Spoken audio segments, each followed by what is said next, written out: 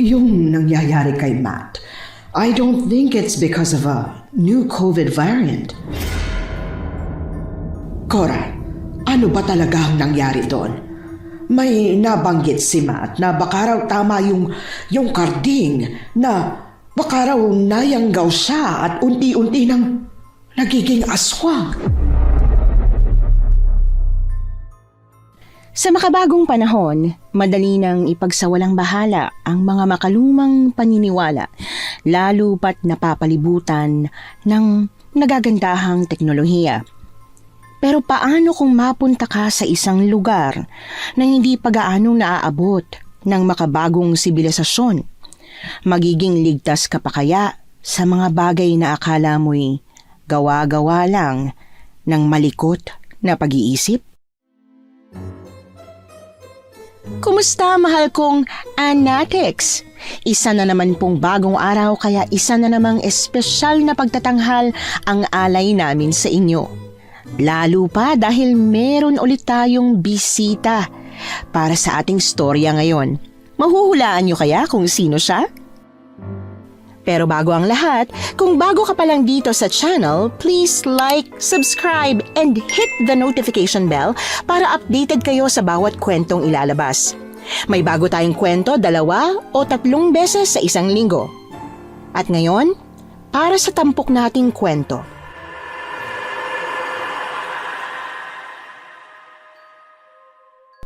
Pustahan. Madalas na ginagawa yan ng mga tao o di kaya magkakaibigan na parehong may gustong patunayan. Akala namin ng mga kasamahan ko sa ospital, isang walang kwentang pustahan lang na hindi magkakatotoo ang nilaro ng isang doktor sa amin na itago na lang natin sa pangalang Doc Matt. Hindi kasi naniniwala si Doc Matt sa yanggaw. Kaya nang mapadpad kami sa isang isolated na community sa Bukidnon, nakipagpustahan siya sa tour guide namin na hindi raw yon totoo. Lingid sa kaalaman niya, ang huling pagkaing hinain sa kanya ng lalaking nakaaway doon ang magiging hudyat ng bangungot, hindi lang niya, kundi pati na rin ng aming buong team. Ba't ganyan ang mukha ng beshi ko? Namisahan ka ba? Ha? Misahan? Misahan as in misa. Misa! Na sermonan, na sabon. Hindi. Pero wish ko nga sana na sermonan na lang ako. Diyos ko, minsan na lang manalo't mapili sa bunutan sa ganitong klase pa. Kinuha ko ang ID ko sa bag. Sinabit yun sa uniform ko saka pinasok ang bag sa loob ng locker at humarap sa kanya. Hulaan ko. Di mo napansin yung nakapost sa bulletin board, no? Kaya ngiting-ngiti ka riyan. Umayos ako ng tayo. May pagtatanong sa matang tumingin ako sa kanya. Alam ko namang hindi siya magsisinungaling pero nang tumango siya, taranta kong tinakbo ang bulletin board. Paglapit doon, nakita ko ang pangalan ko. Diyos ko, minsan na lang manalo't mapili sa bunutan sa ganitong klase pa. Oh, ba't nakasimangot na rin ang beshi ko na yan? He? Nakita mo ba kung sinong doktor ang sasama sa atin sa outreach? Nang makita ko ang pangalan ni Doc Cora, para akong nabunutan ng tinik sa dibdib. Kilala siya sa ospital bilang isa sa pinakamababait, kaya nung nalaman kong kasama siya, sure na akong kahit anong hirap sa pupuntahan namin ay kakayanin ng grupo, hanggang sa ituro ni Sammy ang pangalan ni Dr. Matt. Ayoko magsabi ng hindi magagandang salita tungkol sa kanya, kaya sasabihin ko na lang na total opposite siya ni Doc Cora. Si Doc Matt? As in yung Doc Matt na kilala natin? Baka naman ibang Doc Matt yan. Ay, bakla ka. Paasahin ba raw ang sarili? Wala namang ibang Doc Matt dito sa ospital, no? Bakit siya? Aba, malay ko. Alam niya ba to? Pumayag siya na ipadadala sa liblib na lugar. Baka naman hindi pa to final. Alam mo, for sure hindi yan matutuloy. Mapapalitan niya ng ibang doktor. Takot yun sa malaria at ang arte-arte nun eh. Ayaw nga nun na humahawak ng mga batang walang dugong bughaw eh. Ay nako, ipag-pray mo yan. Super ipag-pray mo na sana gumamit siya ng connection para maalis siya sa mahiwagang paper. Kasi kung siya talaga ang makakasama natin ng 1 week, Diyos ko, die! Piyahing impyerno. Sinasabi ko talaga sa iyo, ha? Para tayong pagdi-death machine. Ganun ang feels. Mag-cancel lang yang si Doc Matt. Gagawin ko ang lahat ng makakaya ko para maging straight na adult. Promise. Pagdating ng araw, nalilipad na kami pabukid noon kung saan ang outreach medical program. Sumakay sa van kung nasaan kami ang isang lalaking doktor na bago sa mata namin. Nagsikuhan kami ni Sammy. Buong akala namin na pagbigyan na kami sa hiling naming ilang araw din naming dinasal. Uy, nandito na pala kayo. Good morning, Dokora. Daho po ang Mona Lisa na to.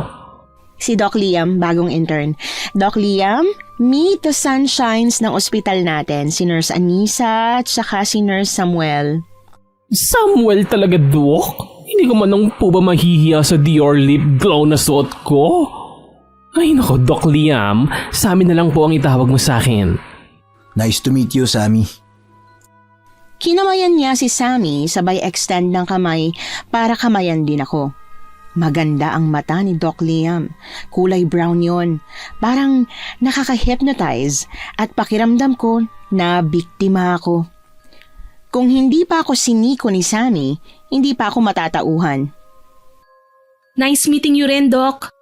Girls, kayo na muna bahala sa kanya ha. Biglaan kasi yung pagsama niya sa atin kaya please, go get to know each other na muna. Diyan na muna kayo, tatawagin ko si Doc Matt. Pag di yun inapuran ako, maiiwan tayo ng eroplano. Si Doc Matt po, sasama pa rin siya? Oo, sasama pa rin siya. Oy, kayong dalawa ha. Isang beses narinig ko kayong pinag-uusapan siya. Naku, wag na wag niyo ipapaalam o ipaparinig kay Doc Matt na ayaw niyo siyang kasama. Naku, pag nalaman niya, mas lalo niya kayong papahirapan. That's for sure. Sabay kaming bumuntong hininga ni Sammy. Napansin ko ang naguguluhang pagtingin sa amin ni Doc Liam. Sinenyasan ko naman siya na lumapit sa akin. Ano bang meron kay Doc Matt? Ba't parang ayaw na ayaw niyo sa kanya? Ay, hindi lang kami ang may ayaw sa kanya, Doc. Buong nursing department. Yabang kasi. Akala mo kung sinong nakatataas sa lahat. Hindi naman siya ganun ka-perfect. So, hindi natin siya bate? Checkered ka riyan, Doc. Hindi natin siya bate. Pero pag nakilala mo siya at nagkasundo kayo, ikaw naman ang hindi namin bate. Ha? Kasi pag nagustuhan mo siya, Doc, ibig sabihin, same-same kayo. Birds with the same feather flocks together. Ika nga nila. 30 minuto nang lumipas ang call time. Pero dahil si Doc Matt yata ang dahilan kung ba't nabuo ang salitang Filipino time, wala pa rin siya. Nananakit na ang ulo ko, ha? Parang natitrigger na ng pagiging late ni Doc Matt ang migraine ko. Binuksan ni Sammy ang bag niya. Sunod-sunod ang murang lumabas sa bibig niya nung ma-realize niya na naiwan niya ang most treasured niyang gamot para sa migraine. Nang marinig niya ang pagbukas ko ng bag ko, napangiti siya sa akin. May utang ka sa akin ha? Isang aliv, ililista ko. Bakla ka. Hindi na pagtitipid ang tawag sa ganyang ugali. Kakupalan na. Isa lang eh. Joke lang. Pagkabalik niya sa akin ng botelya, isasara ko na sana ang bag ko. Pero bigla niya yung binulatlat. Walang pakundangan niyang nilabas ang kalamansi at supot ng asin na baon ko. Ano to, Day? Asin, kalamansi at bawang? At teka, may plano ba tayong magkilaw ron? Sana binanggit mo nung nakapagdala ako ng siling pula. Hindi ako magkikilaw. Para sa ano to? Saan? Basta. Ano nga? For safety purposes, baka kailanganin eh. Hindi natin alam kung anong lugar ba yun o kung anong klaseng mga taong makakasagupa natin doon. Wait, for safety purposes? As in like pangontra? Pantaboy? Pampatay sa aswang? Ganun? Nagpipigil siya ng tawa at halata naman na sinusubukan niyang irespeto ang kung anumang trip ko. Pero napikon pa rin ako. Nang slight. May pagkamahadera kasi ang bibig ni Sammy. Sure ako na hanggat nasa iisang ospital kami, ipangaasar niya sa akin na nagdala ako ng ganito sa outreach. Day, yung mga lola natin na lumaki nung unang panahon, magigets ko kung malaki ang paniniwala nila sa aswang. Pero ikaw, tayo na internet na ang childhood. Anisa naman. Kanya-kanyang trip to, Samuel. Walang basagan. Ouch! Sinasamuel ba naman ako? Grabe, pinersonal ha. Nagbibiro lang naman na kitsch. Pag tama ako na may ganun nga sa pupuntahan natin, huwag kang makahingi-hingi sa akin ng asin ha. Tinapunan ko ng masamang tingin si Sammy nang mahina niyang hinila ang nakapusod kong buhok. Masakit ha? Ante, nakakaloka ka naman. Ipanalangin ba daw na sana tama ka? Kung tama ka, ang ending nun magiging dinugan tayo. Ikaw ba, Doc? Anong masisay mo? Naniniwala ka ba sa aswang? To each his own. Ayun, in English ako, nag-English siya. Hulaan ko, Doc, sa UST ka, no? Or sa Lasal graduate. Englishero eh. Sammy, nakakahiya. Huwag mo na nga siyang idamay sa kalokohan mo. Mo? Sa akin lahat ng blame? Nag-start to sa pakilawin starter pack dyan sa backpack mo, no? Shh! Kakikilala pa lang niya sa atin 30 minutes ago. Sure akong weirdong-weirdo na siya sa atin. Alam mo, gaganti talaga ako sa pang-aalaska mo. Pag sumakit ang ulo mo, di na kita ulit bibigyan ng aliv. Masyado niyang sineryoso ang pagbabanta ko. Bumaba siya ng van para manghingi ng aliv sa ibang nurse sa ospital, dahilan para maiwan ako at si Doc Liam ng kami lang. Anisa, Po, Doc? don't worry. Hindi ako nawiwirduhan sa'yo pati sa preemptive measures mo. Kung yung pagdadala ng asin, kalamansi at bawang sa lugar na first time mo palang mapupuntahan ang magbibigay sa'yo ng sense of security, then so be it. Huwag mong hayaan na iparamdam sa'yo ng iba na ang weird mo for wanting to give yourself an assurance that in case things happen, you'll be safe. Naniniwala rin po ba kayo sa aswang? Ewan, dati oo. Lumaki kasi ako nakikinig sa ganyang kwento ng mga kasambahay namin. Ah, so hindi na ngayon? Well, kasi sa ngayon, medyo to see is to believe na akong tao. Pero kung may ma-encounter nga tayong something doon, hindi mo naman ako pagdadamutan ng asin, di ba? Hindi naman. Rock salt, di ba? Yun daw kasi ang effective, hindi yung iodized. Rock salt po. Talagang pinaghanap pa ako ni Lola ng rock salt sa palengke. Wala kasi sa grocery naubos yata. Nabaling ang atensyon ko sa pabalik na si Sammy. Sa bilis ng lakad niya na parabang may sumpa siyang iniiwasan, na gets ko na agad na nandyan na si Doc Cora at Doc Matt. Ay nako, nandiyan na yung dark matter. Pakiabot mo na nga sa akin yung headphone ko, dali. Kailangan ko ng noise cancellation na eklabo para di tuluyang lumala ang migraine ko. Pagsuot niya ng headphones, sumandal siya sa bintana at nagpanggap na kanina pang tulog para lang hindi na niya kailangang makipag-interact pa kay Doc Matt. Nilabas ko ang earbuds ko. Napasa ko na ang isa sa tenga ko at isusuot na rin sana ang isa pa nang kalabitin ako ni Doc Liam. Okay lang ba kung dyan na lang din ako umupo? Sa kilos nyo kasi mukhang mahirap nga talagang matagalan ng Doc Matt na yan. Mga 45 minutes mo lang naman siyang makakatabi. Hanggang sa makarating lang tayo sa NAIA. Nang mapansin kong hilat siya ng mukha ng paparating na si Doc Matt, hinayaan ko na si Doc Liam na tumabi sa amin. Walang direct flight from Manila to Bukidnon, kaya sa Lagindingan kami bumaba. Sumakay kami ng bus galing Lagindingan pa Bukidnon na ang buong biyahe ay umabot ng lampas 3 oras. Ang sabi ng sumundo sa amin na taga LGU na nakakasakop sa komunidad ng mga katutubong pupuntahan namin, 6 na oras daw ang kailangang lakarin galing sa huling kalsadang kayang daanan ng motor bago marating ang kailangan naming paroonan. Dahil tsak naaabuti na kami ng dilim sa trail paakyat ng komunidad na yon at gawa na rin ng pagod sa ilang oras na biyahe, na pagdesisyon na magpapalipas na muna kami ng isang gabi sa bahay ng isang konsehal. Ayon sa napagkasundoan, maaga na lang daw kaming aalis kinabukasan para hindi na rin mabulilyaso ang time frame na kailangan naming sundan. Kanina pa kita hinahanap. Dok naman nagulat ako sa'yo. Sorry, ano ba kasing tinitignan mo? Ang seryoso mo naman dyan. Yung mga bundok. Nakikita mo ba yan?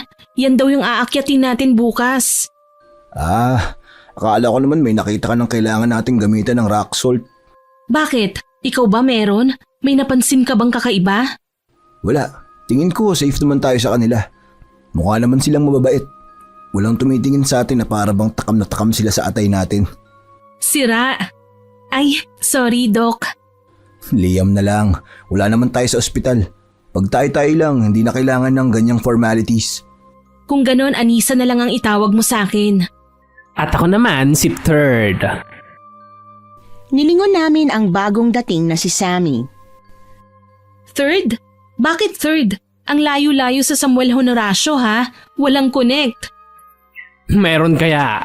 Ako si Third, as in third wheel, pwede ring third party nyo. Sammy! Etyos ka, alam kong bet mo rin. Mawalang galang na muna Ginoo.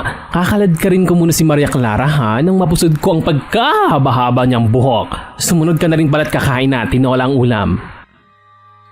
Nauna nang pumasok si Liam. Susunod na dapat ako nang hawakan ni Sammy ang braso ko. Tapos ikaw, sa'yo ko ipapaserve ang lahat ng sayot at leeg. Okay lang. Paborito ko naman ang leeg pati ng sayote. Sarap kayang inibol nun. Ay, maldita ng taon. May nalalaman ka pang masarap enable yon ha? Sige nga, spell mo nga. Ewan ko sa'yo. Halika na nga't masamang pinaghihintay ang pagkain, hindi ba? Oo, pero wait lang. May something kayo ni Doc Liam, no? Nagjijirit-jirit ba siya sa'yo? Anong jirit-jirit? Eh di ano pa, nagsisend ng signal. Love signal. Hindi, walang ganon. Friendly lang yung tao. At sabi nga ni Queen Elsa sa Frozen, you can't fall in love with someone you just met. Ay, ang arte-arte niya talaga, oh. Pahila ko kaya sa trolls yung buhok mo. Nauna na ako kay Sammy sa loob. Gaya ng sinabi niya, kakain na nga. Nang susubo na ako ng kanin at tinola, bigla kong naalala ang bilin ni Lola. Habang abala ang lahat sa kinakain nila, kinuha ko ang kalamansing baon ko. Hiniwa tsaka piniga sa pagkain kakainin ko. Kalamansi? Sa tinola? Ay nako, for sure, parte na naman yun ng kung anong pamahiin niya. Sammy, yung bibig mo. Baka marinig nila tayo, maka-offend pa. Ba't naman sila ma-offend kung maglalagay ka ng kalamansi sa pagkain mo? Paano ko ba to i-explain sa'yo? Sa probinsya namin, may sabi-sabi na pagkakain ka raw sa bahay ng taong hindi mo pa naman ganun kakilala, kailangan mo lagyan ng kalamansi yung pagkain pangontra. Pangontra saan? Sa Yanggaw. Langaw? Naitataboy ba ng amoy ng kalamansi ang langaw? At saka anong langaw ba ang kinokontra nyo, Doc?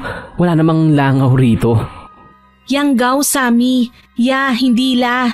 Yanggaw, hindi langgaw. Basta ano yun yung parang way para maging aswang ang taong hindi naman aswang. Humagalpak na naman sa katatawa si Doc Matt. Anong yanggaw at aswang pinagsasabi nyo? Saka kalamansi pangontra yanggaw para di maging aswang? Seryoso ba kayo? Dokora, naniniwala ka sa ganun? Anak ng oo naman oh. Eh kung yung mga taga-bundok na hindi alam kung ba't nagkakasakit ang isang tao gawa ng mga pagkain kinakain nila ang maniniwala sa yanggaw-yanggaw na yan, magigets ko pa. Pero ikaw nag-graduate pa ng med school sa ibang bansa nagpapaniwala sa ganyan. Hindi ba parang ang hina naman yata ng utak mo nun? Yanggaw the hell! Tagal-tagal na nating napapadpad sa kung saan-saan at kumakain ng luto ng kung sino-sino. Eh wala naman nangyayaring ganyan sa atin. Pinaglololokot, tinatakot nyo lang ang sarili nyo eh. Psst, pengi akong kalamansi ha. Maglalagay na rin ako. Pati na rin ako. Mawalang galang na po, Mang Karding, ano? Pero hindi po ba dahil magiging aswang ang isang tao kaya nagkakasakit o may nararamdaman kung ano pagtapos kumain? Most probably food poisoning lang yun na nagagamot-hot ng mga tulad namin. Kumakain ng tao pagtapos ng ilang araw. Sakit pa rin po ba gawa ng food poison ang nangyari sa ganon? Tiimbagang na pinakatitigan ni Doc Matt si Mang Carding. Pinakaayaw niya yung hindi siya pinakikinggan. Yung hindi tinatanggap ang opinyon niya, kaya sure kami ni Sammy na kung pwede lang niyang upakan si Mang Carding, ginawa na niya. Ang kaso lang, hindi niya ito teritoryo, kaya hindi siya makaporma. You know what? Bakit di tayo magpustahan na lahat? 5K. Matt, please, wag na. Wag mong gawin to, nakakahiya. Itigil mo na, ha? Please, sige na. What? Teka, ba't parang ako pa ang asshole ngayon? Ang gusto ko lang naman ay mag-fact check tayo. Para magkaalaman, saka kung tama ako. Na wala naman talagang yanggaw-yanggaw. Na walang nagiging aswang gawa ng pagkain. Mas magbe-benefit sila kasi they won't be paranoid anymore. Ano Mang Carding? 5K.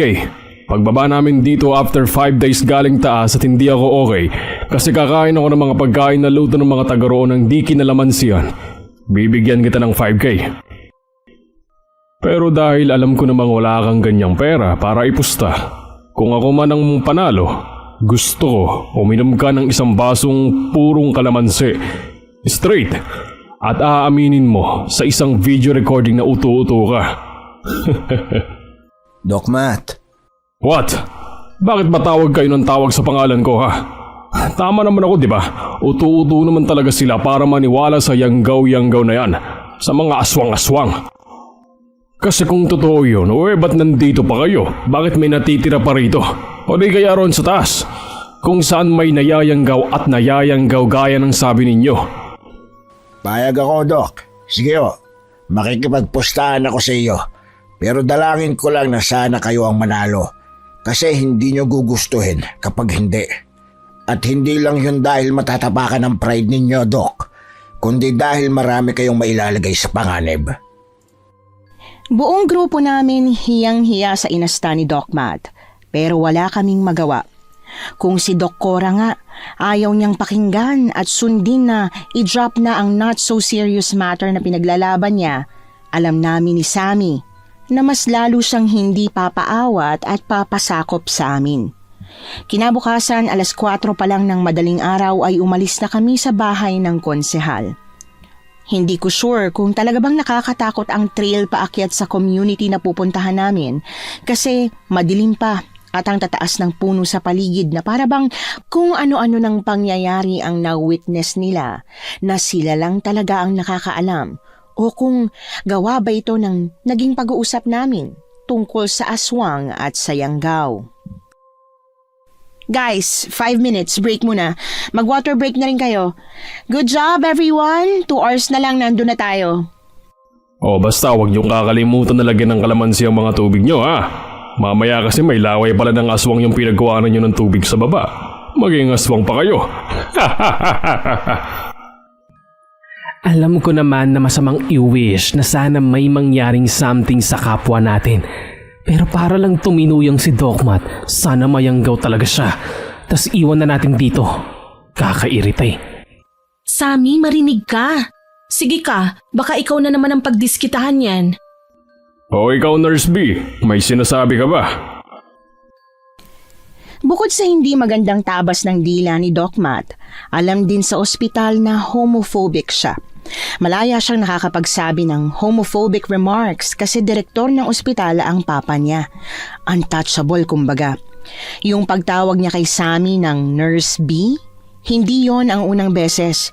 Kung wala lang pamilyang sinusuportahan si Sammy, malamang pumitik at inupakan na niya si Doc Matt. Kaya lang, hindi niya yun pwedeng gawin. Masisira lang ang buhay niya. Hayaan mo na, Sammy. Pasok sa kabilang tenga, labas sa kabila. Kakausapin ko na lang. May magbabago ba, Doc? Ay nako, kahit yata si Lord ang bumaba sa langit para pakiusapan siya, hindi talaga yan babait eh. Tapos na rin naman ang 5-minute break, kaya nauna nang maglakad si Sammy. Pagkatapos ng ilang oras at akala kong walang katapusang lakaran, narating na rin namin ang komunidad.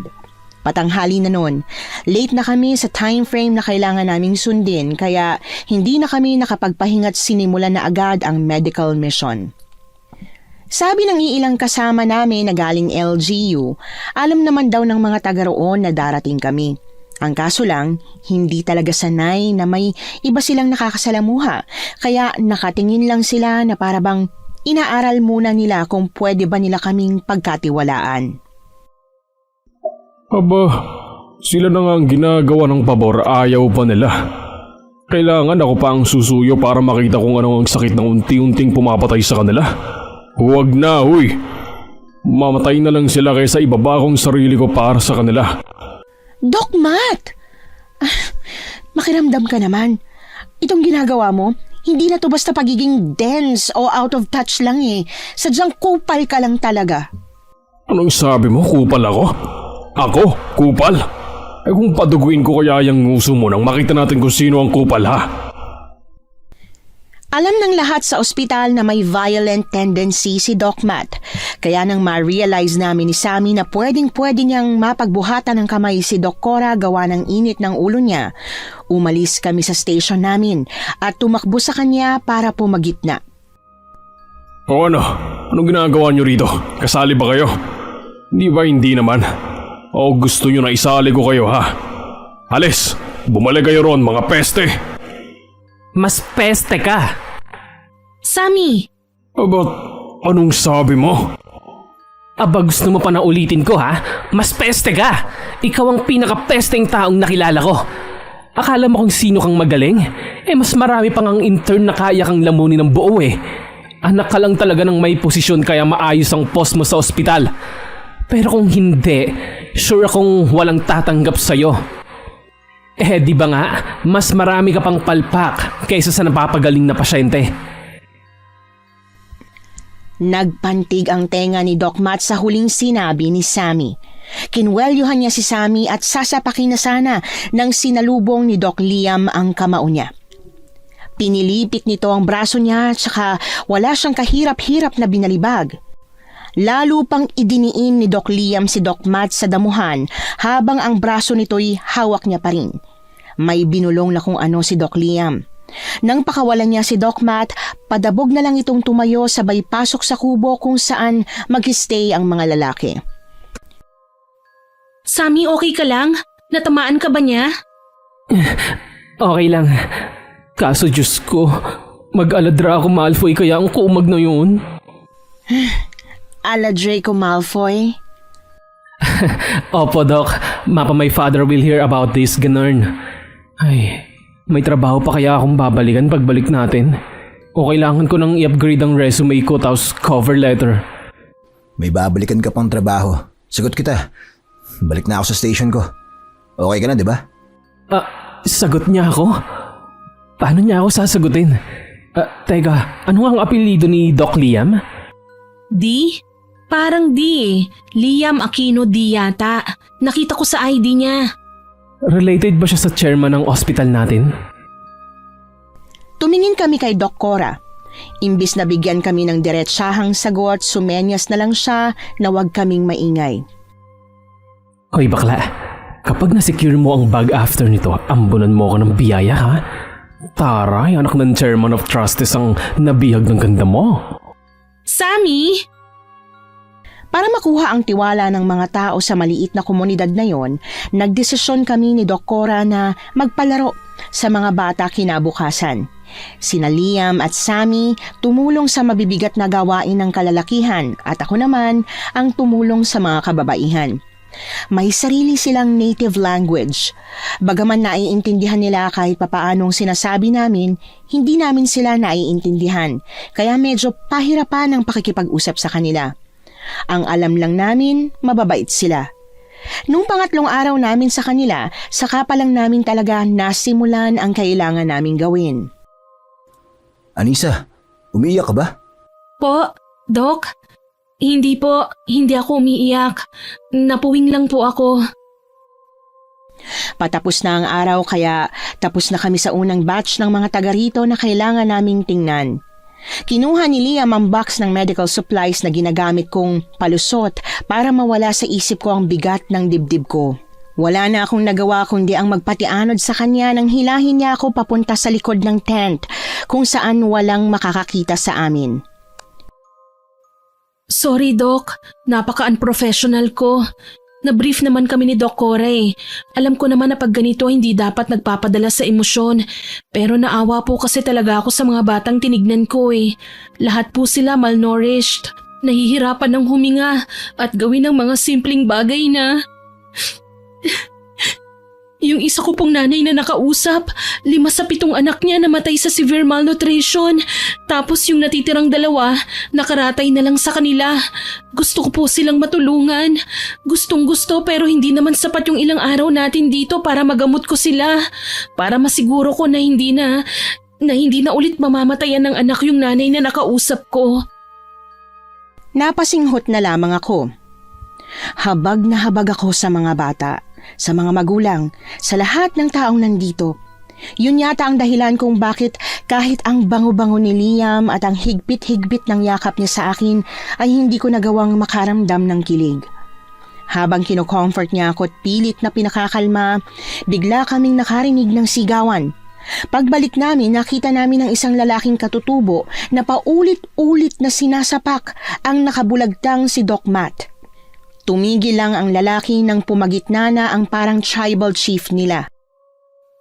Sammy, anong nangyari? Sammy, what happened? Hala, ba't ako? Hindi ko po alam kung ano na namang kalokohan niya. Nakita ko na lang na hila-hila na si Doc Matt papunta rito tapos may tinuturong babaeng nakatapis. Ano? Dali-daling nilapitan ni Doc Cora si Doc Matt. Pilit niya itong pinaamin. Imbis na umamin naman, sinisi pa ni Doc Matt yung dalagita. God! Hindi ko na talaga alam ang gagawin ko sa'yo, Matt. Pagbalik natin ng Manila, sisiguraduhin kong maayos yung ugali mo. Sus, if I know, modus nila to para magkapera. Cora, I'm telling you, inakit nga ako ng babae. Tapos nung di ko na kaya't bumigay na ako sa kanya, pinalabas lang nila na pinipilit ko. Tingin mo, maniniwala ako sa pinagsasasabi mo, you disgusting pig? So mas papanigan mo pa ang mga oportunista na yon kaysa sa akin na matagal mo nang kilala? Oo, Matt. Mas paniniwalaan kong sinasabi ng mga taong kakikilala ko pa lang kasi alam kong ugali mo. Ikaw yung tipong kayang gumawa ng ganun. Kasi gawain mo naman talaga yun eh. Wala lang may lakas ng loob na magreklamo sa iyo sa ospital for workplace harassment. But we can see you. May mga mata kami. I can see how you grope those nurses' asses. Ay, tas pag nag-react sila, parang kasalanan pa nila. You'll tell them na you're just joking, ha? Na nag-overreact lang sila? Alam mo, pasalamat ka talaga na yan lang ang inabot mo dun sa lalaki. Buti hindi ka niya napatay. Nabiti na sa ere ang iba pang sinasabi ni Doc Cora nang kumatok sa kubo ang tribal chief. Isang malaking kasalanan at pambabastos ang ginawa ni Doc Matt sa minor de edad pa nilang miyembro. Kaya napagpasyahan nila na bukas ay paaalisin na kami. Para na rin sa ikatatahimik ng lahat. Galit na galit daw kasi ang tatay nung dalagita't baka may magawa pang karumal-dumal kay Doc Matt sakaling magtagal pa kami rito. Iba rin talaga ang pagkaka-braid at arrange ng bitukan ng lalaking yan, ano? Biruin mo, alam niya na yung lalaking halos bumasag sa bungo niya ang nagluto niyan, nagawa niya pa talagang lantakan. Hindi ba siya natatakot na baka may lason niyan? Balita ko binantayan daw ng tribal chief habang nagluluto. Nung narinig ni Doc Matt, ayan, nawala na lahat ng worry. Akala niya yata talaga kampi sa kanya yung tribal chief.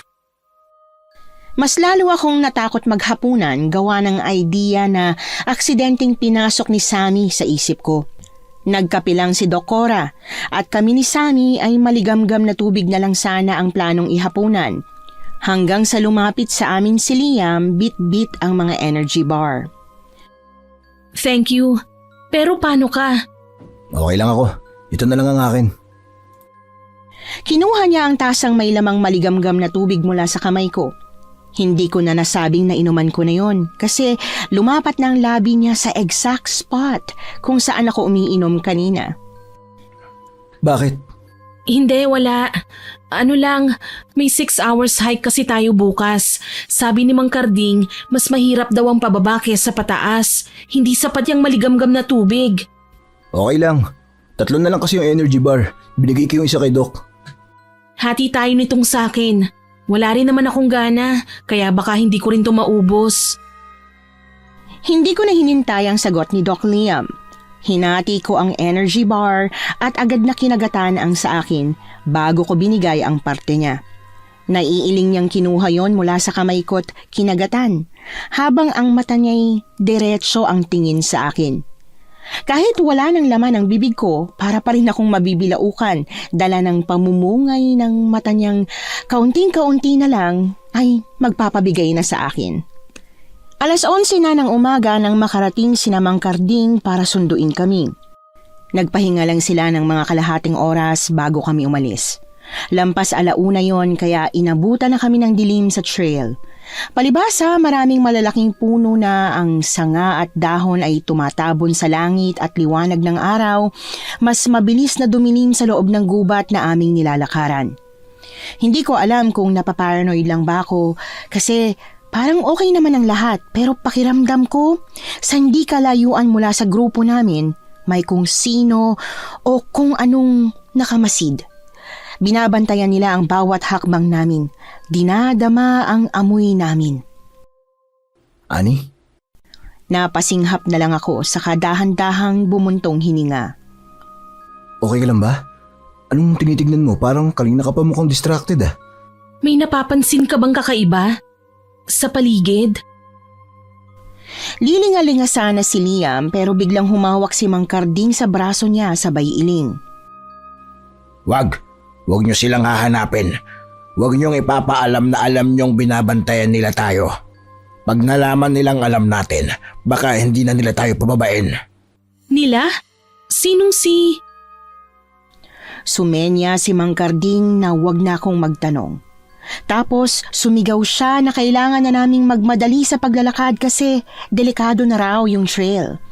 Yung natitirang oras na layo ng trail mula sa station kung saan naghihintay ang mga motor na sasakyan namin, pakiramdam ko 1 buong linggo na naming binabaybay gawa ng takot ko. Pagdating sa bahay ni Mang Karding, agad na pumunta si Mang Karding sa kusina. Kumuha siya ng asin at nagsaboy nun sa paligid. Naglagay din siya sa mga bintana pati na rin sa siwang ng pinto. Anong ginagawa niya? Ba't aligagang-aligaga siya na parang mapapahamak tayo kung di niya matatapos ang ginagawa niya sa lalong madaling panahon? Meron silang gustong kunin sa inyo. Sino yon, ha? Sino? May nayanggaw ba sa inyo? May magiging aswang? Ay nako, hindi pa pala tayo tapos sa kalokohan to. You know what? Just take this. Take all of this and back off.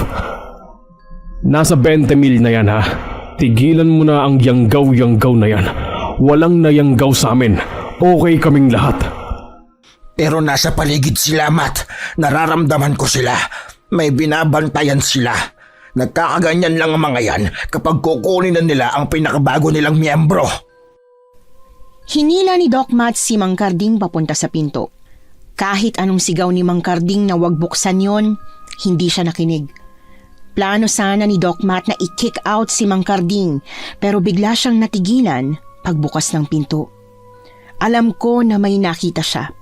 Bago pa yun makapasok, hinila ko paalis doon ang gulat na sina Doc Matt. Sinarado ko ang pinto sa kasumilip sa bintana. Napatingin ako kay Liam, Sammy at Doc Cora na nakita rin ang kakaibang nilalang na nakatayo sa di kalayuan sa kubo. Itim na itim ang katawan nun. May mahabang puting buhok at ang matay mas madilaw pa sa kulay ng madilaw na buwan tuwing full moon. Wala na ni isang nakatulog sa grupo namin. Bagaman majority ng bumubuo sa grupo namin ay hindi naniniwala sa aswang. Ngayon, alam kong naniniwala na sila. Kasi nakita na nila ang mga nilalang na yon gamit ang sarili nilang mata. Maliban sa takot na naiwan sa utak namin gawa ng gabing yon, wala naman nang nangyari. Walang nasaktan. Walang nakuha ang aswang. Walang naging aswang. Ligtas at buo ang grupo nang makabalik kami sa Manila. Buong akala namin tapos na rin ang bangungot na yon. Hindi namin alam na pagbalik sa lugar kung saan kami familiar, lugar kung saan akala namin wala nang manteterrorize na aswang, doon pa lang pala talaga magsisimula ang bangungot naming 5. Oy, sa wakas! Nagpang-abot at nagkita rin tayo. Magto 2 weeks nang di nag-aalay ng sked natin. Akala ko lumipat ka na ng ospital. Graveyard shift ka ba o pauwi pa lang? Graveyard din ako ngayon. Alam mo ba kung sino pa ang graveyard? Si Doc Cora? Nakita kong papasok pa lang ng parking ang sasakyan niya eh. Si Doc Liam! Nakausap ko siya kanina, graveyard din siya. Oo nga, alam ko. Nagsabi siya sa akin. Nagsabi siya sa'yo? At bakit? Bakit may sabihan ng sked na sa pagitan nyo tapos ako hindi inform? Ewan ko. Anong ewan mo? Oo, ewan ko. Hindi rin kasi alay ng sked naming dalawa nitong huling 2 linggo eh. Hindi kami nagpapang-abot dito at sa messenger lang nagkakausap. Hindi pa nga masyado eh. At bet mo na sana mas madalas pa kayong makapag-usap. Ha?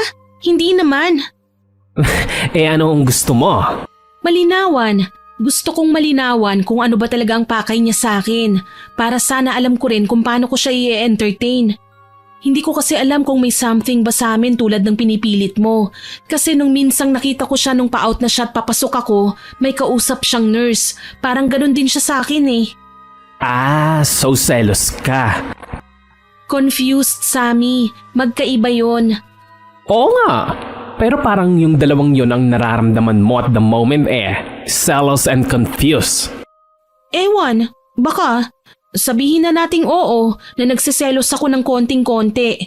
Hindi ba't ang weird naman na nagsiselos ako kagad pero wala ngang kami? Annie darling, complicated ang pagkakawire sa utak ng mga tao. Kahit di na tayo entitled magselos, pag tinamaan tayo ng selos, wala kang magagawa kundi ang mamatay na lang sa selos. Ay, tama na nga ito. Wag na nating pag-usapan. Anong oras nga palang break mo? Sabay na tayo. Parang may mas desperadong makasabay kang mag-break mamaya. Kayong dalawa na lang muna ang bahala sa isa't isa. Gusto ko munang graduate sa pagiging third wheels ko sa inyo. Bigla akong kinutuban sa pahiwatig ni Sammy. Paglingon ko sa likod ko, nandun si Doc Liam. Hindi ko alam kung gaano katagal na siyang naroon, pero kung ang kurba sa labi niya ang pagbabasihan ko, mukhang kanina pa. Narinig niya ba yung mga pinagsasasabi ko? Oo te, lahat-lahat. Bakit naman hindi mo ako sinabihan? Sinenyasan. Mas nauna siyang sumenyas na paaminin ka pa lalo. Di ko naman kasalanan yon, no? Di ba? O sige ha, iwan ko muna kayo rito. Iikutan ko muna mga pasyente ko. Hindi ko alam kung paano ko haharapin si Liam, kaya napawish na lang ako na sana maging toxic duty ito. Yung sa sobrang busy, wala na kaming time umupo para magkaroon ako ng valid reason para hindi muna siya i-entertain. Akala ko gusto mong pag-usapan kung ano tayo. Kung ano ba talaga ang intention ko sa'yo, Annie. Nasa trabaho po tayo, Doc. Hindi ito yung tamang oras para sa ganito. Right. Kailan palang rest day mo? Sa Friday pa, Doc. Magkita tayo sa Friday kung ganun. Pinapapasok niyo po ako ng Friday? Tumawa si Doc Liam. Hindi sa trabaho. Sa labas. Like, over dinner. Ayos lang ba yun sa'yo? Susunduin kita sa inyo. I-text mo na lang sa akin yung address mo. Sure ka? Sobrang sure. At, Annie, Yes, Doc. yung nurse na sinasabi mo, kapatid ko lang yun. Wala kang dapat ipagselos. Nakapag-decide na kasi ako nung nakaraan pa. Sa'yo na ako. Kahit nga hindi mo kukunin at tanggapin, sayong-sayo pa rin ako. Kahit na anong kulit at ligalig ng mga pasyente, bantay nila at sungit ng mga doktor sa ospital nung gabing yon, walang nakasira sa mood ko. Hindi naman kami nag-uusap-usap ni na Sammy, Liam at Doc Cora, pero nagkita-kita kami sa cafeteria bandang 2:00 ng madaling araw para mag-lunch. Pangilang cup mo na yan?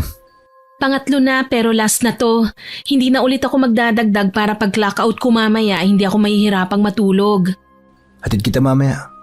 Doc Cora, wala ka bang napapansin? Wala ka bang gustong itanong? Particularly tungkol sa dalawang yan? Wala. Hayaan na natin sila mismong magkwento sa atin ng mga details na kailangan nilang ikwento. Ay, sige na nga. Hindi ko na kayo pakikialaman. Pero keep me posted ha, Annie girl. Hindi yung gugulatin mo na lang isang araw ang soul ko kasi ikakasal na kayong dalawa ni Doc Liam. O di naman kaya may inaanak na pala akong on the way. Kinurot ni Doc Cora ang braso ni Sammy. May pagrereklamo siyang ngumuso dahilan para matawa kaming tatlo. Pero hindi rin nagtagal ang masaya at magaan na atmosphere sa cafeteria. Bigla kasing dumating si Doc Matt. Dumiretso siya sa counter. Isa-isa niyang tiningnan ang mga pagkaing nakadisplay. Nang wala siyang makita roon na kayang isatisfy ang appetite niya o kung anumang kinikrave niya, bigla siyang lumapit sa amin. Oh, ba't ganyan ang mga mukha nyo? Para kayong namatayan ah. Eh kanina lang rinig na rinig ang tawanan nyo. Ano ba pinag-uusapan nyo ng apat? O baka naman di dapat ano ang tanong ko? Sino dapat? Sino pinag-uusapan nyo, ako ba? Matt, hindi ka namin pinag-uusapan. Pwede ba?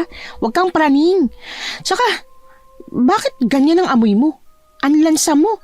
Hindi ka ba nagugas pagkatapos mong i-check ang mga pasyente mo? Hindi sumagot si Doc Matt. Tatalikuran niya na sana si Doc Cora nang hawakan ni Doc Cora ang braso niya. Bigla siyang binitiwan ni Doc na para bang napaso siya sa init ng balat nito. Gulat na napatingin sa amin si Doc Cora. Saka may pag-aalangan na muling hinawakan si Doc Matt. Pero sa pagkakataong yon, noon na nito ang chinek niya. Matt, inaapoy ka! Ang taas-taas ng lagnat mo! Anong pinagsasasabi mo? Okay lang ako. Bitawan mo nga ako. Bahala ka na dyan. Hindi, Matt. Ang taas-taas ng temperature mo. Sa tagal kong doktor, ngayon lang ako nakakita ng ganito. Ng ganito kainit. Pero, nagpa-function ka pa naman ng maayos. Yung ang taas-taas ng lagnat, tas hindi pa nagdedeliryo? Kasi nga okay lang ako. Wala akong nararamdaman. Hindi ako nilalagnat. It's all in your head. Tumingin si Doc Cora kay Liam. Alam niya kasi na kay Liam lang hindi makaporma si Doc Matt.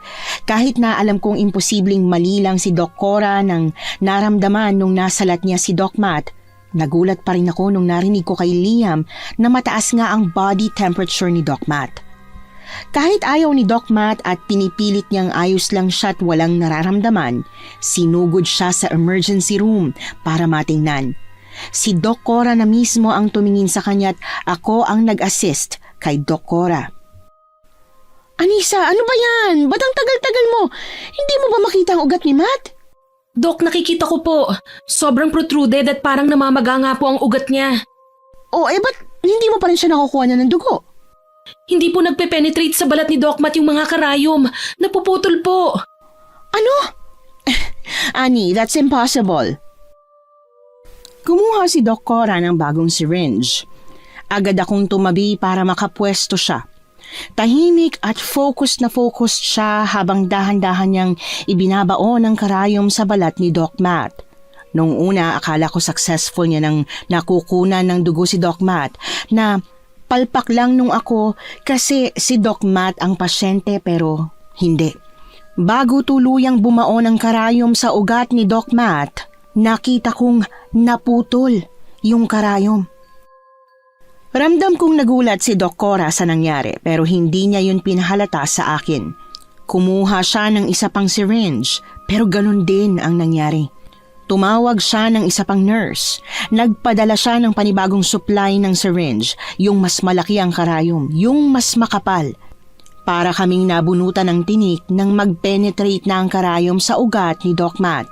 Pero muli kaming nagulat dahil imbis na pula o parang dark red na blood sample ang nakuha sa ugat ni Doc Matt, kulay itim yun. Hindi darkish red, kundi talagang itim. Itim na itim. At sobrang lapot. na maihahalin tulad namin sa krudo. Dok, ano po yan? Anong nangyari dyan? Bakit ganyan po yan? Dugo po ba yan? Parang hindi eh.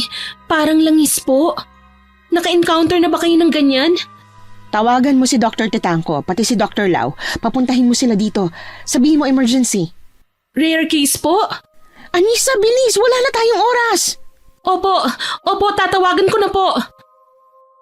Dahil kay Doc Matt, naging toxic duty nga ang duty ng lahat ng gabing yon. Yung pinakamatataas at magagaling na doktor ng ospital ay biglang nagsidatingan. Lahat sila nasa emergency room. Tinitingnan si Doc Matt. Inaalam kung ano ba talaga ang sakit niya. Pagdating ni na Dr. Lau at Tetanco, tinake over na nila ang case ni Doc Matt kaya hindi na namin alam ni Doc Cora kung ano ba talaga ang nangyayari kay Doc Matt. Ay, buti naman dumating ka na. Bakit? May balita na ba kay Doc Matt? Alam na ba kung anong sakit niya? Wala pang balita. Basta hanggang ngayon toxic duty pa rin gawa niya. Saka nilipat daw siya sa bagong wing. Bagong wing? Bakit? Nakakahawa ba yung sakit ni Doc Matt? Ano raw ba? Ewan ko. Pero baka preemptive measures kasi, di ba, kakatapos lang naman ng pandemic. Baka iniisip ng mga doktor na panibagong variant ng corona ang dumabo kay Doc Matt. Bagong variant ng corona? Saan niya naman kaya nakuha? Eh hindi pa naman nag-out of the country si Doc Matt, di ba? Yung huling punta niya sa malayong lugar, yung sa Bukidnon pa. Doon niya kaya nakuha yun? Or bagong sakit kaya yun na nakuha niya galing sa mga taga roon? Humawak si Sammy sa braso ko. Nagpalinga-linga siya at nang masiguro niya na hindi kami masasabon ng kung sino kasi walang makakarinig sa amin, bigla siyang bumulong. Alam mo, naiisip ko lang ha. Hindi kaya nayanggaw talaga si Doc Matt? Hindi na natin pinag-usapan yung huling gabi natin sa Bukidnon pero nakita natin yun, di ba? Nakita natin yung aswang. Paano kung nagsasabi talaga ng totoo si Mang Karding nung gabing yun?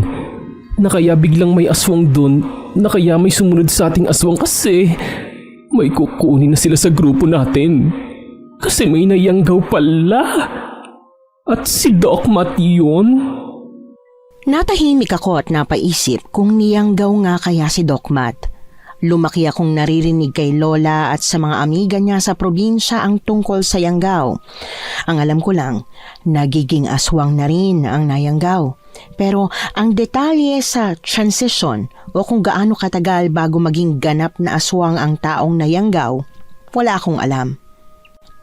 Ano na? Ano ba talagang nangyayari kay Doc Matt sa emergency room? May kakaiba ba sa kanya? Sa ipin niya? Sa dila niya? Mas humaba ba? Hindi. Normal pa ang ngipin ni Doc, pati na rin ang dila niya. Yung kakaibang napansin ko lang sa kanya ay yung... Anissa, pinapatawag nila tayo. Nila? Ng mga director. Hinaplos pa ni Doc Cora ang balikat ko bago niya ako nilampasan. Iba na ang kutob ko. Parang gusto ko nang tumakbo paalis ng ospital at wag nang magpakita sa kanila pero hindi ko ginawa. Sumunod pa rin ako kay Doc Cora sa conference room. Yung director na papa ni Doc Matt ang naghihintay sa amin pagpasok namin sa conference room. Sa lamesa kung saan niya kami pinapaupo, naghihintay ang dalawang papel. NDA? Para saan? Sa nangyari kay Doc Matt? Sa nakita naming kakaiba sa dugo niya? Director, alam po namin ni Anissa ang salitang doctor and patient confidentiality. Hindi po namin ipagkakalat kung anumang nakita namin kagabi. Sa huli, pinilit pa rin kami ng papa ni Doc Matt na pirmahan ang NDA. Nang tinanong ni Doc Cora kung ano ang lagay ni Doc Matt, hindi siya sumagot. Nagpahiwatig lang siya na maghanda raw kami. Kung ano man ang sakit na dumapo kay Doc Matt, naniniwala ang papa niya na madali yung kakalat tulad ng COVID. Nang malaman ni Sammy na pinapirma kami ng NDA, hindi na siya nagtanong pa. Hinintay kong i-bring up niya ang haka-haka niya na maaaring nangyari kay Doc Matt, pero naging maingat siya. Sammy, ano yung narinig ko sa head nurse? Magre-resign ka? Sammy, totoo? Bakit? Bakit biglaan? Doc Annie, pasensya na ha. Hindi ko naman intensyon na maalarma kayo ng ganito. Kaya lang ang weird kasi nang nangyayari. Ayoko nang alamin ang lagay ni Doc Matt. Ayoko na rin magtagal at bumalik pa bukas. Iba kasi ang kutob ko eh. Sa rami ng mga nangyayari na pilit nilang pinagtatakpan nitong mga nakaraang araw, parang di na maganda para sa atin ang magtagal dito. Baka mamaya hindi na lang si Doc Matt ang ikulong nila roon sa bagong building. Baka mamaya isama tayo. Parang quarantine. Kasi diba naniniwala sila na may kung anong sakit na nakuha si Doc Matt sa Bukidnon? Eh galing din tayo roon eh.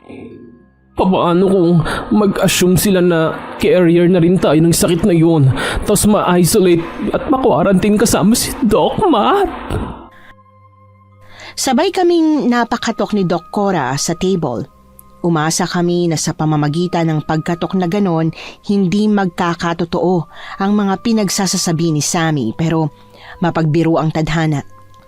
Kinaumagahan nung magka-clock out na kaming tatlo kasi wala naman na sa ospital si Liam dahil rest day niya, hindi kami pinalabas.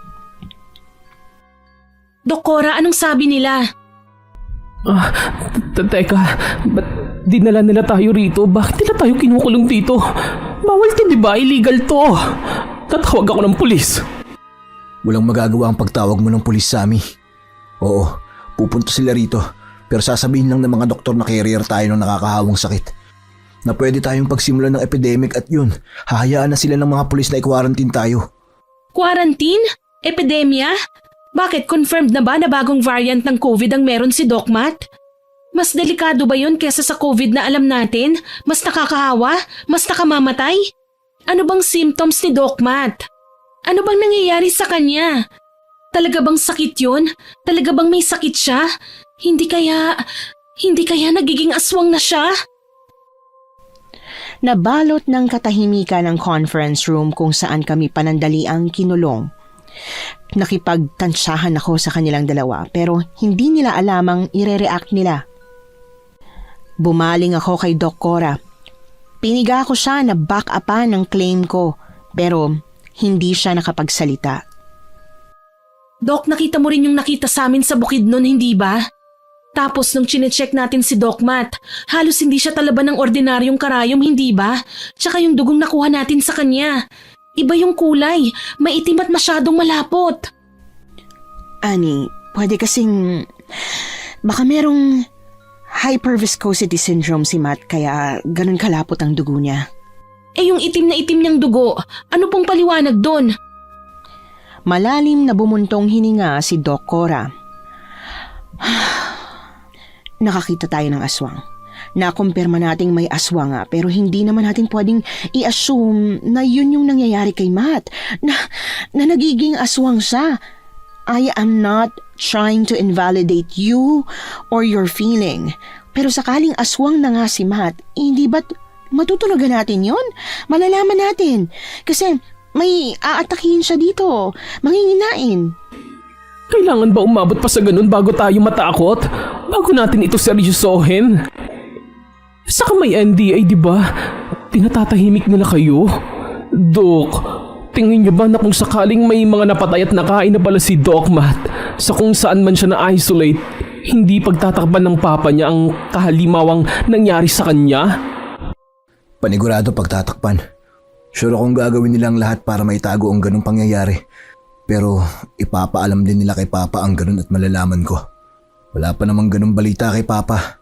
Pero kung meron, hindi naman papayag sina Papa na mag-quarantine ako at ma-isolate kasama ninyo. Nilapitan ni Liam si Sammy. May mga sinabi siya rito na silang dalawa lang ang nakakaalam. Namalayan na lang namin ni Doc Cora na mas kalmado na si Sammy.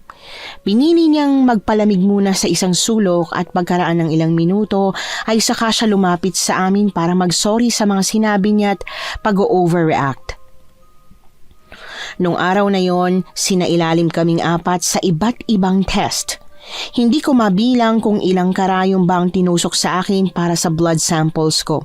Ilang saliva test din ang kinuha sa amin. Lahat yon normal. Pagsapit ng hating gabi, bigla na lang kaming pinasok ng mga doktor na naka-PPE, kaya hindi namin sila makilala. Dinala kami sa kanya-kanya naming kwarto. Ano na naman ba ito? Emergency ba ito? May kinalaman ba sa nire-research niyong sakit na dumapo kay Doc Matt kaya hindi na makapaghintay? Hindi sumagot ang doktor. Gamit ang malinis na popsicle stick, tinaas niya ang labi ko. Binusisi niya ang gums ko na parabang meron siyang gustong makita doon. Nang hindi niya yon mahanap, yung mata ko naman ang chinek niya ulit. Wala rin siyang nakitang kakaiba. Lumakad siya papunta sa may pinto. May sinenya siya sa taong nagbabantay doon. Paglabas niya, pinalabas na rin ako. Nagkita-kita kami ni Liam sa hallway. Mabilis siyang tumakbo papunta sa akin saka yumakap. Okay ka lang? Natakot ka ba? Anong ginawa nila sa'yo? Parang may tinignan lang naman sila sa gums ko, tapos sa mata ko rin. Ikaw, anong ginawa nila sa'yo? Ganon din ba? Tumango si Liam. Pumunta ako kina Sammy at Doc Cora. Nang makumpirma ko na iisang test lang ang ginawa sa amin, sinubukan kong harangin ng doktor na dumaan sa hallway. Bukod sa hindi niya pagpansin sa tinatanong ko, malakas niya pa akong tinulak palayo sa kanya na parabang takot na takot siya na mahawaan ko siya ng kung anong sakit. Inalalayan ako ni Liam at Sammy pero hindi ko na sila nagawa pang sulyapan. Hinabol ko ang doktor na papalabas na. Mahigpit ko siyang hinawakan at hindi binitiwan kahit na anong hila niya sa braso niya. Kung hindi nyo alam kung anong nangyayari kay Doc Matt at palagay nyo mas lumalala pa siya, ipakita nyo siya sa amin. Kung ayaw mo, sabihin mo na lang kung anong nangyayari sa kanya. Kung may mga kakaiba ba siyang kinikilos o pagkaing hinihingi. Tumigil ang doktor sa pagbawi ng braso niya mula sa pagkakahawa ko. Para siyang nanlambot at nagulat kung ba't may idea ko sa nangyayari kay Doc Matt. Napatingin siya kina Liam na lumapit na sa amin. Meron nga. Ano yun? Sabihin mo sa akin, kilala mo ako, di ba? Promise, sagot kita. Hindi ka papahamak. Hindi ka mawawalan ng trabaho. Doc, sabihin mo na. Kung patuloy kang tutulong sa mga taong yun na itago kung anong nangyayari kay Doc Matt, baka pare-parehas tayong mapahamak. Hinubad ng doktor ang PPE niya. Ganon na lang ang gulat namin nang makitang si Dr. Tetangco yon. Ngayong mas kita na namin ang katawan niya, mas napapansin na namin na grabe ang panginginig niya. Hinawakan ni Dr. Cora ang kamay niya. Inupo niya ito sa bench at nang mas kalmado na ay saka niya ito masinsinang kinausap. Yung nangyayari kay Matt, I don't think it's because of a new COVID variant. Alam ko at ng papa niya na hindi yun sakit pero in denial si director. Hindi niya matanggap na hindi na normal ang anak niya. That day by day, Matt is becoming less like us and more like them. More like them? Tulad ng mga nakasama ninyo sa Bukidnon. Cora, ano ba talaga ang nangyari doon? May nabanggit si Matt na baka raw tama yung karding na baka raw nayanggaw siya at unti-unti nang nagiging aswang. Nagmamakaawa na si Matt kay director na magpatawag ng albularyo ng ibang klase ng manggagamot at baka matulungan siya pero ayaw maniwala ni director na nagiging aswang na siya. Paano nga naman kasi siya maniniwala na nagiging aswang ang anak niya? Alagad siya ng siyensya at malaki ang paniniwala niya na lahat ng bagay may papaliwanag ng science. Magagamot ng gamot na gawa ng science. Natigilan si Dr. Tetangco nang biglang tumayo si Liam. Dire-diretso siyang tumakbo't hindi tumigil hanggang sa marating namin ang 6th floor ng bagong hospital building na hindi pa naa-access ng lahat. Hinihingal ko siyang naabutan na nakatayo sa harap ng isang glass wall. Kita sa mata niya ang takot at gulat kaya dahan-dahan ko ring nilingon ang tinitingnan niya. Anong meron dito? Anong meron dito? Bago pa makasigaw si Sammy na pwedeng kumuha sa atensyon ni Doc Matt na nakatalikod sa gawin namin, tinakpan na ni Liam ang bibig niya sa bayo ko. Sumenyas din sa akin si Liam na dahan-dahang sumunod sa kanila habang hinihila niya si Sammy palayo sa containment na alam naming kung gugustuhin ni Doc Matt na basagin para makatakas siya'y magagawa niya. Pagbalik namin sa 8th floor kung saan kami kina-quarantine, sinarado at binarikadahan ni Liam ang pinto. Gamit ang bottled water na nakita ko sa tabi ng kama ko, binasa ko ang maliit na bintana sa pinto't tinakpan yon ng mga dyaryo. Annie, Liam, anong nangyayari? Dok, wag po kayong maingay. Baka marinig nila tayo. Ni Doc Matt, Doc. Aswang na si Doc Matt. Nayanggaw nga siya. Aswang na? Paano nga aswang na? Nung pumasok po kayo sa mga kwarto namin para i-check ang mga mata namin at bibig, ganun na ba ang itsura ni Doc Matt? O para pa rin siyang katulad ng dati? Para pa rin siyang tulad ng dati. Yung physical appearance niya, katulad pa rin nung Matt siya. Yung Matt na kilala natin. Lumuluha lang ng dugo ang mata niya noon. Akala namin may sumabog na ugat. Tapos yung ngipin niya... Bakit? Ano bang itsura ni Matt ngayon? Tama ako ng hinala. Katatapos pa lang ng transition niya noong nakita natin siya kaya parang confused pa siya. Pero makikick in na ang killer instinct niya. At gutom din si Matt. Wala siyang kinakain kahit na ano nung inoobserbahan namin siya maliban sa... Maliban sa ano? Maliban kaninang umaga. Nang hingi siya ng isang slab ng hilaw na steak sa papa niya tapos binigyan naman ni Director. Wait, dahil ba nakakain na siya ng hilaw na karne kaya tuluyan na siyang naging aswang? Dapat ba hindi siya binigyan? Tumingin silang lahat sa akin. Nag-expect sila na may maibibigay akong sagot pero wala. Hindi ko rin alam kung ano ba ang huling step para maging ganap na aswang ang nayanggaw. Nabasag ang katahimikan sa pagitan naming 5 nang makarinig kami ng takot na sigawan ng mga tao. May tumilapon, may nabasag na kung ano. Nakalabas na siya. Nakalabas na si Doc Matt sa containment niya.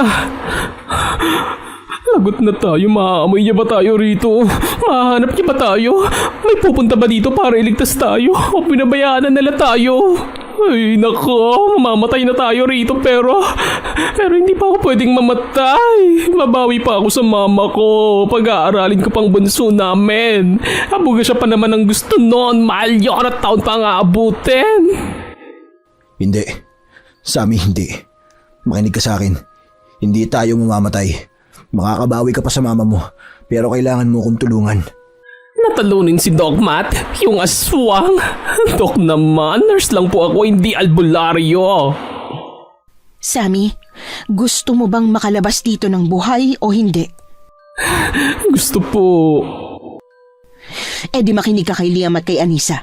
Sila ang pag-asa natin. Mas mataas ang chance na makakalabas tayo dito ng buhay kung susunod tayo sa kanila. Naiintindihan mo ba? Tumango si Sammy sa akin. Sinilent namin ang mga phone namin. Tapos yung flashlight noon ang ginamit namin para magkakitaan kami sa loob. Kailangan ko maghanap ng exit. Nang ikaw lang? Hindi ba't mas okay kung sama-sama na tayo para kapag may nakita tayong exit, makagaran na tayo? Pero paano pag nakasalubong natin si Doc Matt habang papunta ng exit? Wala nang makakaligtas sa atin ng ganun. Mas madaling tumakas at magtago pag isa o dalawa lang kesa sa isang grupo. Kinuha ko yung backpack ko na buti na lang bit-bit ko na nung kinaladkad kami para i-isolate. Kinuha ko ang 1/4 na kilo ng rock salt at hinati. Binigay ko kay Liam ang kalahati at yung kalahati kina Doc Cora. Nilabas ko rin yung bawang na agad kinuha ni Sammy mula sa kamay ko. Walang arte-arte niya yung nginuya-nguya sa kamuling niluwa tapos pinahid sa braso niya. Anong ginagawa mo? Everything na kaya ko para makaligtas sa real na Halloween special nitong ospital. Di ba takot ang aswang sa bawang? Tapos aswang si Doc Matt. Kapag naamoy niya to sa balat ko, aasa akong lalayuan niya ako agad. Ginaya ni na Doc Cora ang ginawang yon ni Sammy. Habang abala ang lahat na ilotion ng bawang sa mga braso, leeg at binti nila, binuksan ng kaunti ni Liam ang pinto. Agad niya rin yung sinara pagkatapos. Wala pa siya rito. Lalabas na ako. Sasama ako! Annie, Hindi pwede na ikaw lang, Liam. Hindi natin alam kung saang direksyon siya susugod. Kailangan na may katalikuran ka, na may poproteksyon sa'yo mula sa likod. Okay, fine. Eh teka, paano kami? Iiwan nyo lang kaming tatlo sa isa't isa? Talaga ba? I mean, kung hindi nyo napapansin, kayong dalawa lang ang pinakamatapang sa grupong to. Doc Liam, pumili ka ng isang duwag sa grupo na to tapos iwan mo rito yung isang matapang. Ikaw na lang. At talagang pinakaduwag pa ang napili niyong isama sa labas? Ako na lang. Ako na. Sammy, talaga bang hahayaan mo na si Doc ang lumabas? Oh, I mean, sino ba naman ako para pigilan sila sa pagnanayos nilang maglakad-lakad, di ba? Sammy, Ako na lang talaga. Mas alam ko ang pasikot-sikot nitong bagong building. Alam ko rin kung saan tayo pwedeng magtago at kung anong entrance at exit ang bukas. Kahit parang nagdadalawang isip si Liam nung una gawa ng si Dr. Tetangco nga ang pinakamatanda sa grupo, pinili na lang niyang pakinggan siya na gamitin ang mga nalalaman niya bilang advantage para makatakas kami. Hinati ko sa aming tatlo ang asin na kalahati ng binigay ko kay Liam kanina. Pinalagay ko yon sa bulsa ng mga scrub suit namin bago kami taimtim na nagdasal na sana okay lang sina Liam, na sana makabalik sila. Noong unang kalahating oras, malakas pang pananalig ko na okay si Liam. Pero nang umabot na sa 2 oras at maski isa sa kanila ay hindi pa rin nakakabalik, hindi ko na kinayang magtago na lang sa kwarto at maghintay sa wala. Teka, saan ka pupunta? Susundan ko sila. Hindi ko na kaya to. Paano kasi kung... Hindi, okay lang sila. Walang nangyari kina Doc. Babalik yon. Pabalikan ka nun. Sammy, ikaw nang bahala kay Doc Cora, ha? Pagkatapos ng 3 oras at hindi pa rin kami nakakabalik. Makakabalik ka, Ani. Makakabalik ka kasi hihintayin kitang bumalik. Mahigpit akong niyakap ni Sammy at ni Doc Cora. Bago lumabas ng pinto na hindi ko sure kung mapapasukan ko pa ba ulit, bumuntong hininga muna ako. Nag-alis ako ng sapatos para hindi na ako makagawa ng kahit na anong ingay na pwedeng kumuha sa atensyon ni Doc Matt. Malinis ang buong hallway ng 8th floor. Maayos ang mga ilaw, maliwanag. Walang bahid ng dugo kaya hindi ko alam kung saan nanggaling yung ingay ng mga napasag at sigawan na narinig namin kanina. Pagbaba ko ng 7th floor, sumambulat sa akin ang sagot kung saan nagmula ang ingay na narinig namin kani-kanina. Nung nakawala si Doc Matt mula sa containment niya sa 6th floor at nakasalubong ang mga tao ron, dito sila tumakbo. Dito sila nahabol ng aswang na si Doc Matt. Pikit mata kong nilampasan ang 2 katawan na nadaanan ko. Tulad ni Doc Tetangco kanina, nakasuot ang 2 yon ng PPE kaya hindi ko na makita ang mukha nila. Nagkalat sa puting tiles ng ospital ang pulang-pula nilang dugo. Para masiguro na maski kaunting ingay ay hindi ako gagawa, tinakpan ko ang bibig ko bago ko hinakbangan ng isang wakwak na katawan na nakabalandra sa hagdan. Liam, nasa na ba kayo? Sana okay lang kayo. Hindi ka pwedeng mamatay. Aamin pa ako sa'yo eh. May kailangan ka pang marinig sa akin. Kahit natakot parang mabubuwal sa kinatatayuan ko sa tuwing may nakikita akong nakabulagta, talagang sinisilip ko ang mukha nila. Tuwing nakikita ko na hindi yon si Liam o si Doc Tetangco, para akong nabubunutan ng tinik sa dibdib. Nagkakaroon ako ng pag-asa na buhay pa sila. Na baka nakita na nila si Doc Matt sa kung saan at nagtatago lang, naghahanap ng tiyempo. Pagdating ng 5th floor kung nasaan ang bridge na kumukonekta sa bagong building papunta sa pinakaluma ng hospital, nanlumo ako nang matanaw ko ang katawan ng babaeng naliligo sa sarili niyang dugo. Alam ko naman na wala ng pag-asang mabubuhay pa si Dr. Tetangco pero nilapitan ko pa rin siya.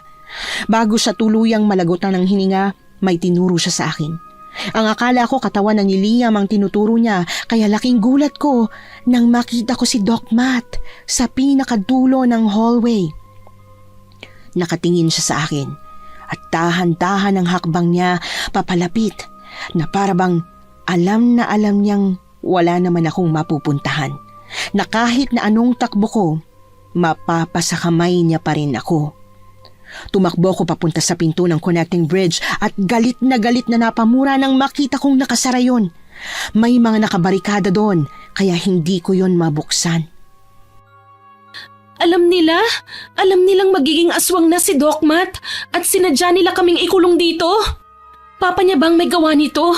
Si Director? Bago ko tuluyang maabot ni Doc Matt, nagawa ng kumilos ng paa ko. Tumakbo ko papuntang 5th floor. Nang mahagip ng mata ko kung paanong kalmado niya lang akong sinusundan, mas lalo akong natakot. Hindi niya ako hinahabol o hinahunt dahil gutom siya't kailangan niyang kumain. Hinahabol niya ako para paglaruan. Kasi alam ni Doc Matt na siya ang apex predator, na walang panama sa kanya ang mga tao rito't nag-e-enjoy lang siya sa ginagawa niya. Habang gulong-gulo ako't di malaman kung saan liliko, pagdating ng 4th floor, biglang may humila sa akin.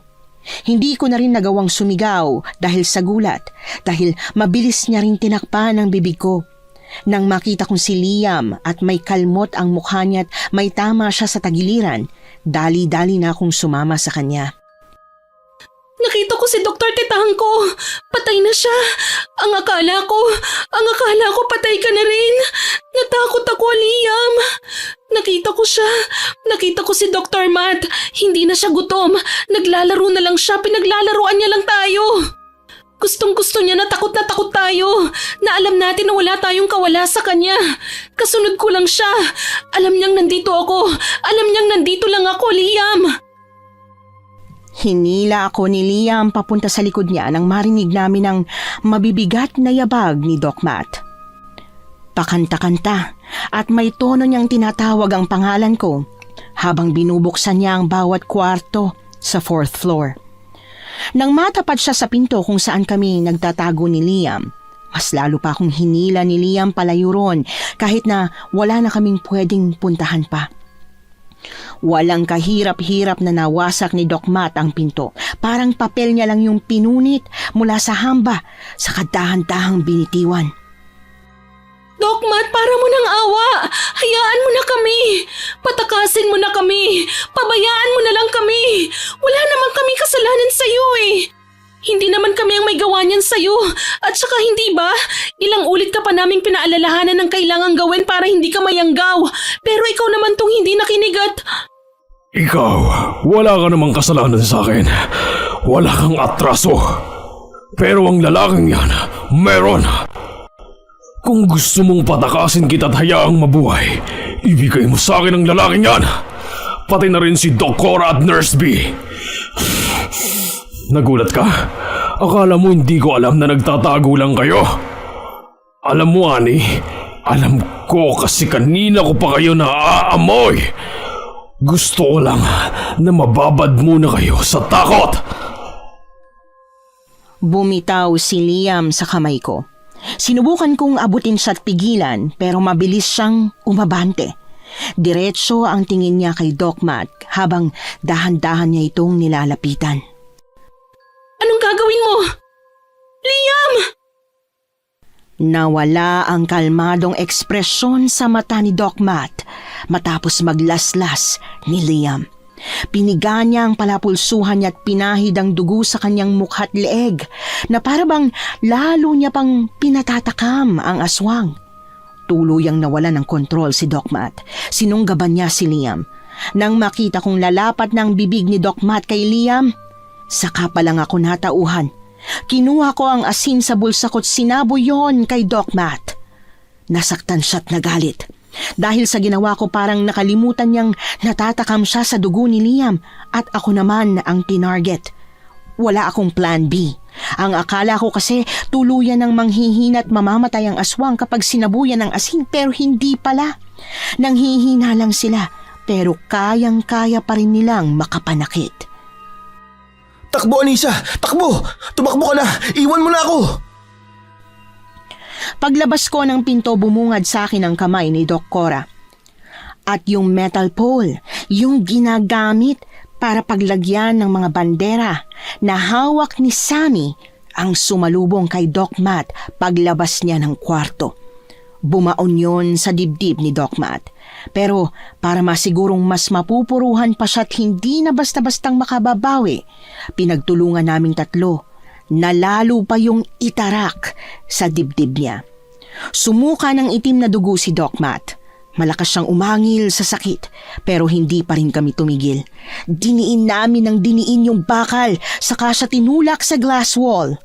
Sa bigat ni Doc Matt at gawa ng hindi na rin niya kayang balansihin ang sarili, tuluyan siyang tumilapon doon at nahulog mula sa ika-4 na palapag. Imbis na makontento't umasang tapos na ang lahat na patay na si Doc Matt, tumakbo ko papuntang first floor. Nagulat ako nang makita ko ang walang ulong security guard na nagbabantay sa entrance. Ilang buntong hiningat pagpapalakas pa ng loob ang kinailangan kong gawin bago nakuha ang susi mula sa malamig niyang katawan. Pagbukas ng pinto, sa pinagbagsakan ako ni Doc Matt dumiretso. Natakot ako na baka bigla na lang siyang magmulat kaya malayo pa lang ako, sinabuyan ko na siya ng asin. Nang makita kong durog na ang puso ni Doc Matt, na bukod sa iba na rin ang kulay, ay parang may tinik-tinik pa, saka lang ako tuluyang napayapa. Umupo ako malapit sa katawan niya. Kasabay ng pagdating ng security ng ospital ay ang pagdating din ni Liam. Pagkakita ko sa kanya dali-dali akong tumayo. Binuka niya ang braso niya. Akala niya yata yayakap ako, pero hindi yakap ang ginawa ko. Dumiretso ako sa labi niya. Hinalikan ko siya at kahit nagulat nung una, mabilis naman niyang tinugunan ang galaw ng labi ko. Doc Cora, tayo na lang munang magyakapan. Total busy pa sila magpapakano. Hindi ko pinansin ang comment at pagpaparinig ni Sammy. Pagkatapos kong pakawala ng labi ni Liam, mahigpit ko siyang niyakap. Pwede na ba kaming sumali ngayon? Pwede na bang group hug? Pwede na yan. Ginit-git kami ni Doc Cora at Sammy. Habang nag-group hug, napatingin ako sa katawan ni Doc Matt na tinatakpan na ng security. Nagulat ako nang may magtakip din sa mata ko. Nang hawakan ko ang kamay nun, na-realize ko na hindi yon si Sammy kundi si Liam. Huwag mo nang tignan. Kapag mas tinignan mo, mas lalo mong hindi makakalimutan. Tuluyan kong inalis ang kamay ni Liam sa mukha ko. Lumayo din ako ng kaunti sa kanila. Alam naman nating lahat na hindi naman talaga mabuting tao si Doc Matt. He's a pain in everybody's ass. Pero napapaisip ako kung talaga bang deserve niya na maging ganyan. Deserve niya, Beshi. I know, napaka-heartless pakinggan pero para sa tulad ni Doc Matt na galing sa pamilyang gagawin ng lahat, maprotektahan lang siya, hindi natin masisisi kung maghanap ng ibang paraan ng tadhana para maparusahan siya. Kung hindi pa siya naging aswang, kung hindi pa natin siya napatay dahil aswang na siya, hindi pa matitigil ang kasamaan niya. Sana lang nga lahat ng nayanggaw nila Ron, nayanggaw nila kasi deserve ng nayanggaw nila. Kasi kung hindi, kawawa naman kasi yung mababuting tao tapos magiging ganon. Pagdating ng mga magulang ni Liam sa crime scene, kinailangan niya munang humiwalay sa amin para makausap ang mga yon habang chine-check ng iba't ibang doktor ang vitals namin. Napatingin pa sa gawi ko si Liam. Kumaway ako sa kanya bago tuluyang pumasok sa main building ng ospital. Miss Anne, isang malaking ospital sa Manila ang ospital na pinagtatrabahuhan namin ni Liam. Araw-araw daan-daan ang pasyenteng pumapasok sa amin. Matagal ding pinagdebatihan kung aaminin ba namin ang totoong nangyari o hahayaan na namin ang ospital na gumawa ng paliwanag at kwento para sa gabing yon. Wala namang maniniwala. Kapag ganitong kwento, walang may gustong makinig. Kaya kesa ma-stress kami, kakapilit sa mga taong maniwala na totoo ang aswang na naengkwentro at muntik nang makapatay sa amin, tinikom namin ang bibig namin. Pinili namin na ang gawa-gawang kwento na lang ang lumabas. Total, hindi naman sinasadya ng ospital namin na magtago't magpalaki ng aswang sa sarili nitong pasilidad. Pagkatapos ng nangyari, talagang nag-resign na si Sammy.